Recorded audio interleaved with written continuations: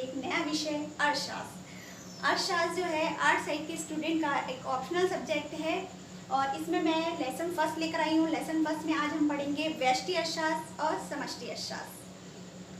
अर्थशास्त्र जो है दो भागों में बटा हुआ है। पहला है व्यष्टि अर्थशास्त्र और दूसरा है समष्टि अर्थशास्त्र। आइए देखते हैं हम व्यष्टि अर्थशास्त्र को। ये है आपका व्यष्टि अर्थशास्त्र। व्यष्टि अर्थशास्त्र में छोटी छोटी इकाइयों का यानी कि छोटी छोटी व्यक्तिगत इकाइयों का, जैसे कि व्यक्ति का, परिवार का, फर्म, उद्योग का अध्ययन किया जाता है। इसके अंतर्गत कीमत का जो प्रभाव होता है वो बहुत ज़्यादा होता है, क्योंकि स्टूडेंट कीमत से ही ये सारे व्यक्ति, परिवार, उद्योग और फर्म इफेक्ट यानी कि प्रभावित होते हैं। सो स्टूडेंट जो व्यष्टि अर्थशास्त्र को जन्म देने का जो श्रेय है वो है एडम स्मिथ का है। और ये एक नंबर का क्वेश्चन आ भी सकता है आप लोग का कि व्यष्टि अर्थशास्त्र को जन्म देने का श्रेय किसको गया है, तो आप लिखेंगे एडम स्मिथ। नेक्स्ट, लेकिन इसका पूर्ण विकास यानी कि इसका जो पूर्ण विकास और पूर्ण अध्ययन किया था वो किसने किया था? प्रोफेसर मार्शल द्वारा किया गया था। तो आपको समझ में आ गया होगा। नेक्स्ट हम आते हैं समष्टि अर्थशास्त्र पर। समष्टि अर्थशास्त्र, समष्टि अर्थशास्त्र में इसके अंतर्गत अर्थशास्त्र के समग्र अर्थव्यवस्था यानी कि अर्थशास्त्र की समस्त अर्थव्यवस्था का अध्ययन किया जाता है। अध्ययन किया जाता है कुल राष्ट्रीय आय, कुल रोजगार और कुल विनियोग। विनियोग को हम निवेश भी कहते हैं। निवेश को इंग्लिश में कहते हैं, जैसे कि आप लोग जानते ही होंगे, इन्वेस्टमेंट। तो कुल विनियोग आदि विषयों का व्यापक रूप से अध्ययन किया जाता है। इसमें और भी विषय आते हैं, जैसे कि मुद्रा और बैंकिंग, आय और रोजगार का निर्धारण, बजट। ये सारे विषयों का जो अध्ययन किया जाता है वो समष्टि अर्थशास्त्र के अंतर्गत किया जाता है। तो आप लोगों को समझ में आ गया होगा कि समष्टि अर्थशास्त्र में अर्थशास्त्र के संपूर्ण विषयों का अध्ययन किया जाता है और व्यष्टि अर्थशास्त्र में हम अर्थशास्त्र के सूक्ष्म रूप का अध्ययन करते हैं। सूक्ष्म रूप में आ जाते हैं व्यक्ति, फर्म, उद्योग, ये सारे आ जाते हैं। स्टूडेंट, व्यष्टि अर्थशास्त्र को इंग्लिश में कहते हैं माइक्रो इकोनॉमिक्स यानी कि सूक्ष्म अर्थशास्त्र। छोटी छोटी यानी छोटी छोटी लघु इकाइयों का वर्णन करने की वजह से इसे सूक्ष्म अर्थशास्त्र भी कहते हैं। और दूसरा समष्टि अर्थशास्त्र को कहते हैं मैक्रो इकोनॉमिक्स यानी कि इसका दूसरा रूप होता है वृत्त अर्थशास्त्र। व्यापक रूप से अध्ययन करने पर इसे वृत्त अर्थशास्त्र भी कहा जाता है। तो मैंने आप लोगों को अर्थशास्त्र के दो भाग, व्यष्टि अर्थशास्त्र और समष्टि अर्थशास्त्र, व्यष्टि अर्थशास्त्र, समष्टि अर्थशास्त्र दोनों को एक्सप्लेन कर दिया है। सो स्टूडेंट, आप लोग ये देख लेना, ये आप लोगों का जो है दो नंबर का क्वेश्चन आएगा। अब आते हैं नेक्स्ट क्वेश्चन पे, अर्थव्यवस्था की केंद्रीय समस्याएं। तो स्टूडेंट चलिए डिस्कस करते हैं पहली समस्या को, क्या उत्पादन किया जाए। क्या उत्पादन किया जाए, जैसे कि हम किसी वस्तु का उत्पादन करने के लिए हम सबसे पहले सोचते हैं कि हम कौन सी वस्तु का उत्पादन करें। हम इसलिए ऐसा सोचते हैं क्योंकि क्या है ना, हमारे यहाँ साधन सीमित है और हमारी जो आवश्यकताएं हैं वो असीमित है। और साधन सीमित होने की वजह से हम एक साथ दो वस्तुओं का उत्पादन नहीं कर सकते हैं। हमें किसी एक वस्तु को उत्पादन को चुनाव करना पड़ता है। तो यानी कि हमारी जो पहली समस्या होती है वो चुनने की समस्या होती है कि हम इस वस्तु का उत्पादन करेंगे।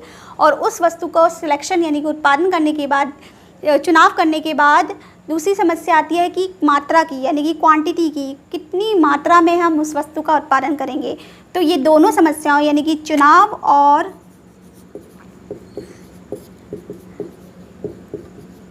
मात्रा की समस्या को हल करने के लिए हम क्या करते हैं, हम डिमांड के अकॉर्डिंग काम करते हैं। यानी कि मांग द्वारा, जहाँ पर जिस जगह पर मांग अधिक होगी उस वस्तु का उत्पादन हम वहाँ सबसे अधिक करेंगे।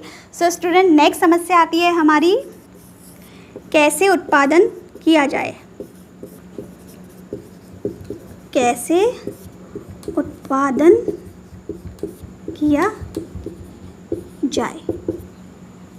हमारे यहाँ पर जो वस्तु को उत्पादन के लिए जो टेक्निक्स यूज़ की जाती है वो होती है श्रम प्रधान तकनीक और दूसरी होती है पूंजी प्रधान टेक्निक।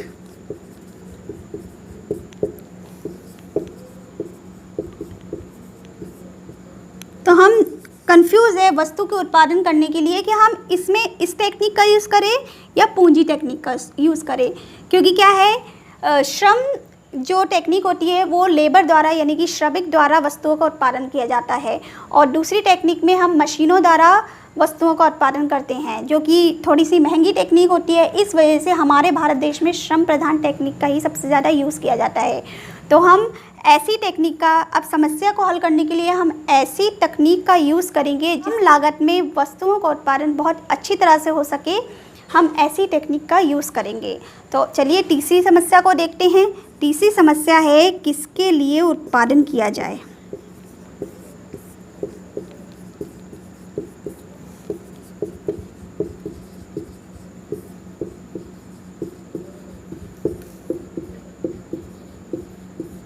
तीसरी समस्या में जो समस्या आती है कि वो ये कह रहे हैं वस्तु का उत्पादन कर लिया है, लेकिन हम किन लोगों के लिए वस्तु का उत्पादन करें। जिनकी आय अधिक है उनके लिए ज़्यादा उत्पादन करें क्योंकि वो ज़्यादा अच्छे से खरीदेंगे, या फिर वो लोग जो कि काम अधिक करते हैं हम उनके लिए, क्योंकि उनको सबसे ज़्यादा ज़रूरत है इस वस्तु की। तो ये समस्याओं का हल करने के लिए हम क्या करते हैं, हम उन जगहों पर मांग के अकॉर्डिंग यानी कि डिमांड के अकॉर्डिंग ही उन वस्तुओं का उत्पादन करेंगे, उन लोगों के लिए उत्पादन करेंगे उस वस्तु का जो कि सबसे ज़्यादा अधिक मांग करते हैं। जैसे कि कहीं पर कपड़ों की मांग ज़्यादा अधिक होती है, कहीं पर किसी और बाज़ार की मांग ज़्यादा अधिक होती है। इसलिए हम क्या करते हैं, यहाँ पर असमान वितरण ना हो, असमान यानी कि सभी लोगों के साथ समान व्यवहार हो, असमान वितरण ना हो, तो हम मांग के अकॉर्डिंग उस वस्तु का उत्पादन करेंगे। सो स्टूडेंट, ये थी आपकी तीनों समस्याएं। पहली समस्या है क्या उत्पादन किया जाए, दूसरी है कैसे उत्पादन किया जाए, और तीसरी है किसके लिए उत्पादन किया जाए। तो ये तीनों समस्याओं को आप एक बार रिपीट करके अच्छे से देख लेना स्टूडेंट, आप लोग को अच्छे से समझ में आ जाएगा। और मैंने बहुत कोशिश की है कि बहुत ही ईजी वे में यानी कि ईजी लैंग्वेज में मैं आप लोगों के सामने इकोनॉमिक्स के हर चैप्टर को लेकर आऊँ।